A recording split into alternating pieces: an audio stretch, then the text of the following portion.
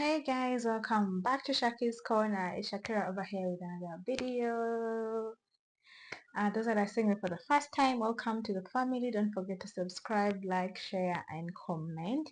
For my returning subscribers, thank you so much for always passing by, for always supporting. Don't forget to like, comment, and share this video. Obviously, don't forget to hit the notification bell so that you're notified every single time that I post a video. I'm actually so excited, guys. Number one, because we are this close to 1K subscribers, and I am so thankful to all of you that have subscribed. You really mean a lot. I really appreciate. Anyways, that is not what brought me here today. Today, I came to talk about something very specific. As you can see from the title of the video, that's what I'm going to talk about. So there's like a very common question, most especially when it comes to us that are dating interracial or long distance when you are meeting for the first time. The biggest question is always like, where do we stay? Which one is better? Is it a hotel? Is it an Airbnb? Which one would you go for? So that's what I'm here to talk about today. I'm going to talk about each specifically. I'm going to start by telling you guys some of the platforms, because I understand when we are like meeting for the first time, most of us don't even know where to start from. You don't know like, what do I do? How do I go about this whole thing? And here's what I'm going to tell you. So the moment that you begin these talks, like serious talks of meeting, let's say for the first time, you should have in mind that this person to come and see you, you must have some sort of accommodation, because this person has to add that in their visa. They have to add the accommodation that they're coming, they're going to stay at, for the amount of time that they're going to live here. So it depends on the kind of visa they are getting. If they're getting a visit visa, that means it will most likely be your home address. But if it's like mostly a tourist visa, which most people have, it could be a hotel, Airbnb, or any sort of accommodation.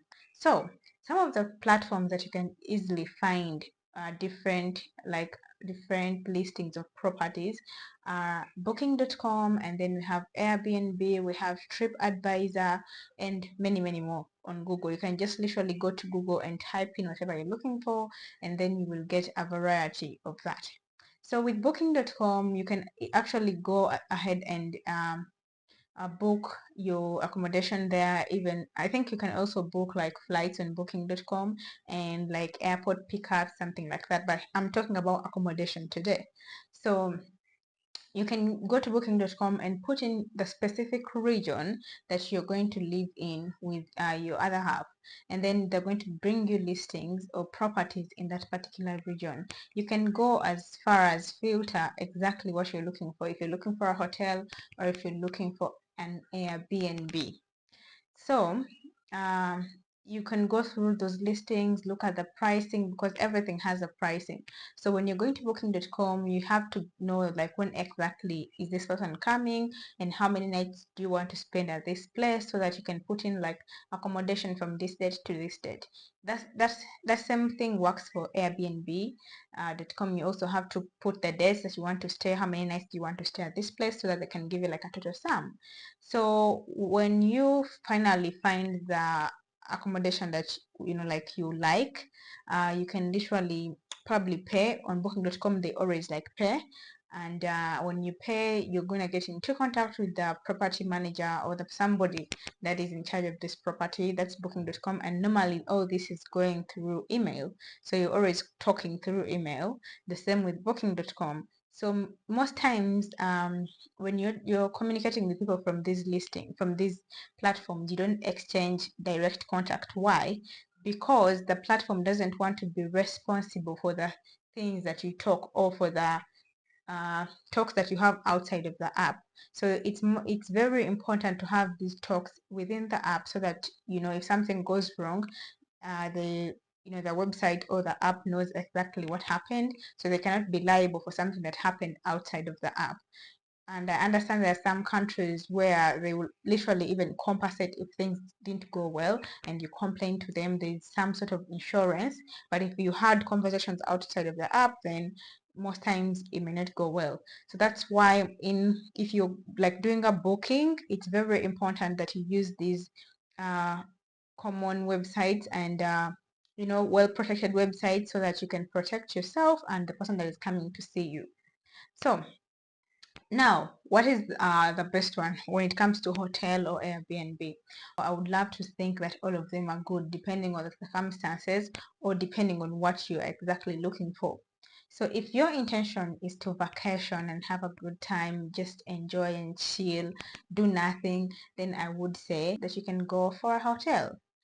Because why am I recommending a hotel? We all know how the hotels work. You're literally going to get yourself a room. Sometimes, like, it will have like a very big bed, maybe a couch somewhere, but literally like one whole room, like one big room. Some hotel rooms are very generous and they'll give you like some area for sleeping, and then they'll give you like some lounge area like for watching TV and something like that. But that is mostly what you will find in a hotel, like a very spacious room, depending on the hotel that you're going for. I'm thinking at this point you're not going for these small hotels. So yeah, if you're going for a hotel, then you should expect mostly just like one room with a bed and a wardrobe and things like that. And what you have to do there is just sleep and chill and freshen up. Those are the only things that you're going to do in this hotel room. If you want to like hang out, you can literally get out of the hotel room and probably use the other amenities. They can have like a gym, a swimming pool, and things like that. So if this is your vibe, then I would recommend you to go for a hotel. And also because some hotels are also protected in some sort. If something happens to you while in the hotel will be very liable for whatever happens. So yeah, you can go for that vibe of the hotel. But if you're looking to feel at home, to enjoy your stay, to like feel at home far away from home, then the vibe that you should go for should be Airbnb. Yes, I understand people will be like, oh, Airbnb is not safe. No, that is why I am telling you right now that if you want to go for Airbnb or any sort of bookings, do not do this outside of these platforms. Do a booking from booking.com, airbnb.com, TripAdvisor, so that in case something goes wrong, you can follow up. You know exactly where you booked. It's different like when you go to these properties or these apartments and you make a booking word by word. Like you find someone because they recommended you go to this place and be like, oh, I want to stay here, and then you don't know what happens next. Like, okay, what if somebody was like you were never here? You'd be like, okay, I have a receipt. You shouldn't put yourself in that kind of trouble or risk. So you should always use these apps to do the booking. That's why when somebody comes to me and they tell me, oh, Shakira, can you please recommend for me some good apartments that I can stay at? I will always recommend, I'll tell someone, oh, please go to booking.com, please go to airbnb.com and take your time and select something that is suitable for you. The other thing is someone will be like, oh, hotels are more beautiful, the interior and everything. And then I will tell you, you have not seen the Airbnbs of this generation or of this time, because the Airbnb owners are going beyond, like, to make you feel comfortable in these places. So sometimes, yeah, take your time and look at those Airbnbs. You'll find a lot of them. And the other thing as to why I prefer Airbnb, one, it's affordable. It's very affordable because if you're looking for a hotel, like a very decent hotel to enjoy your stay, you literally have to cough out some good money. But Airbnbs are literally affordable. You can literally find an Airbnb with a whole apartment with a kitchen, a bedroom, and a living room, a spacious bathroom, and you're getting all of that at 150, at 100, depending on the location. So Airbnbs are very affordable and they're also negotiable. So you can literally talk to somebody on the app, and then when you get there and be like, oh, but I'm staying here for 2 weeks, but I'm staying here for 3 weeks. Can't you do something? Maybe give me a discount or something. So most times Airbnbs are uh, affordable and also negotiable. Yeah, but be very careful. If you're going for an Airbnb or even a hotel, I do not expect you to take somebody to a place that that is like a high risk place. Okay, you know very well that this place is known for some uncanny behavior, some weird things, and you're taking this person to that place because you think, oh, it's affordable, it's this. No, no, no, no. I would advise you to do your research whenever you're going for to book, let's say for an Airbnb, because I have always been booking Airbnb. So when you're going to book for an Airbnb, there's some things that you should consider. Don't just focus on booking on the app. Go as far as doing due diligence. What do I mean? So let's say you're using Airbnb.com. When you're using Airbnb.com, I expect you that you, the host, you that is receiving somebody, it's up to you to go and do follow up of these places and find out. So let's say somebody has entrusted you to do the bookings.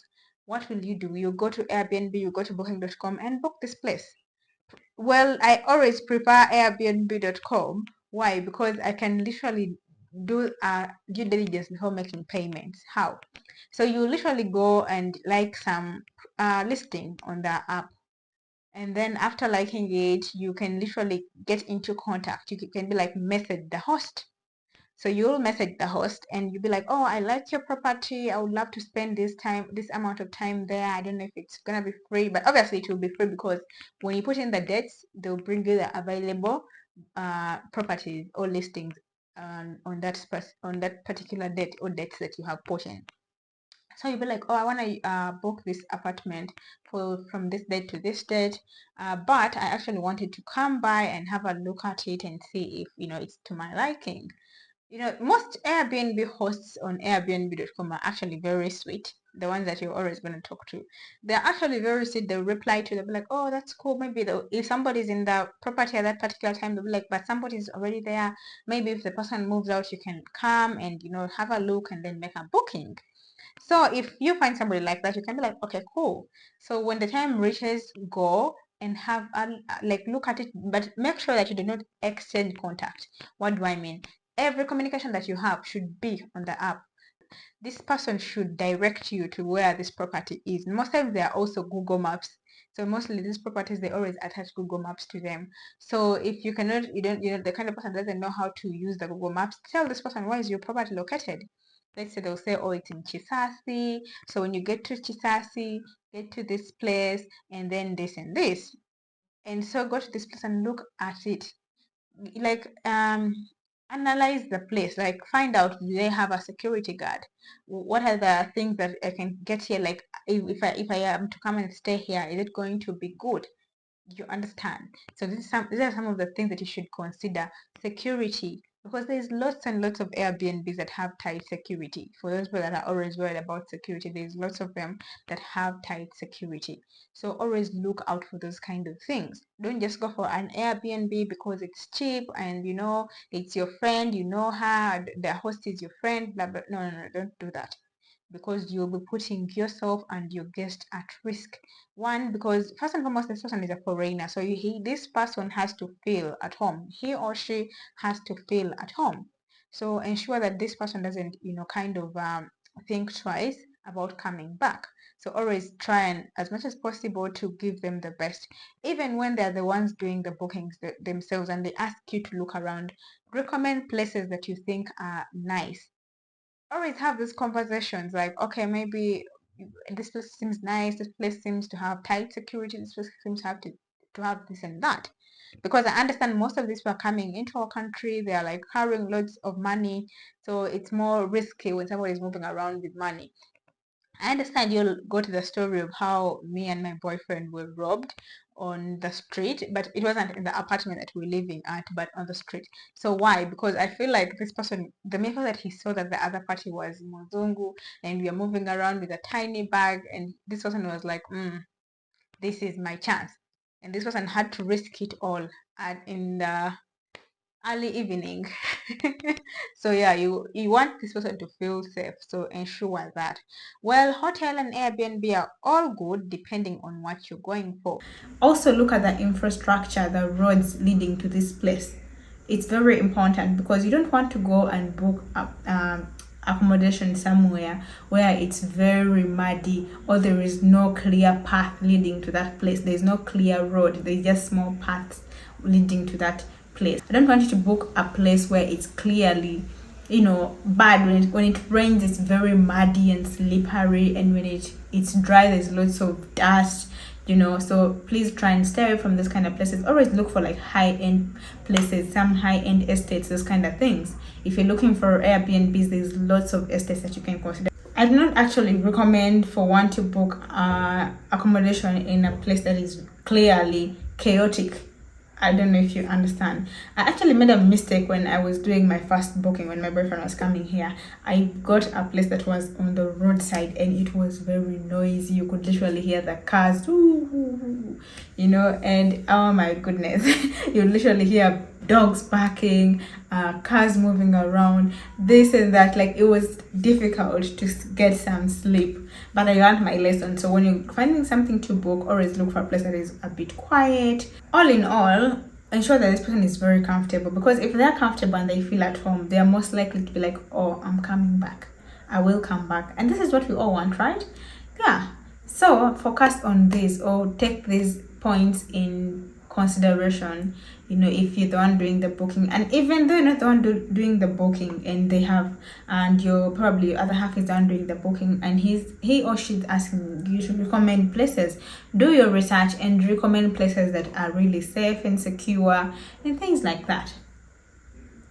That is it for today, guys. If I have left out anything, please let me know.